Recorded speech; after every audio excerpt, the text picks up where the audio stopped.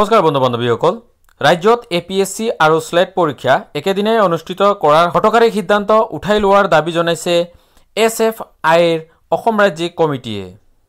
যোৱা 16 ফেব্ৰুৱাৰীত অসম লোকসেৱা আয়োগৰ এক জাননী মতে লোকসেৱা আয়োগৰ দ্বাৰা অনুষ্ঠিত হ'বলগীয়া সংযুক্ত প্ৰতিযোগিতামূলক পৰীক্ষাৰ প্ৰাৰম্ভিক পৰ্যায়ৰ পৰীক্ষা 32খন জিলাত অহা 17 মাৰ্চত অনুষ্ঠিত হ'ব।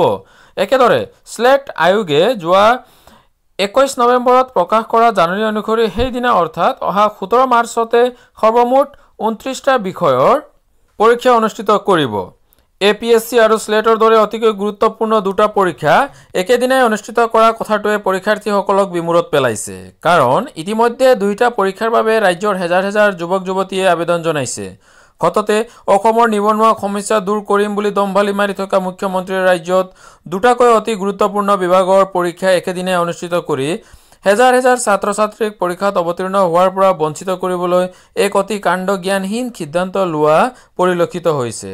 অসম চৰকাৰৰ এই হঠকাৰী আৰু বিবেচনাহীন কাৰ্যক এছএফআইৰ অসম ৰাজ্যিক কমিটিয়ে তীব্ৰ ভাষাৰে গৰিহণা দিয়াৰ লগতে ৰাজ্যখনৰ এই গুৰুত্বপূৰ্ণ বিভাগ দুটাৰ গুৰুত্ব বুজি চৰকাৰে দুটা ভিন্ন ভিন্ন পৰীক্ষা অনুষ্ঠিত কৰি হেজাৰ হেজাৰ যুৱক যুৱতীক দুইটা পৰীক্ষাত অৱতীৰ্ণ হোৱাৰ সুযোগ দিবলৈ দাবী জনাইছে।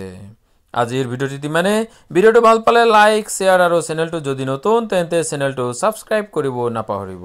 ধন্যবাদ।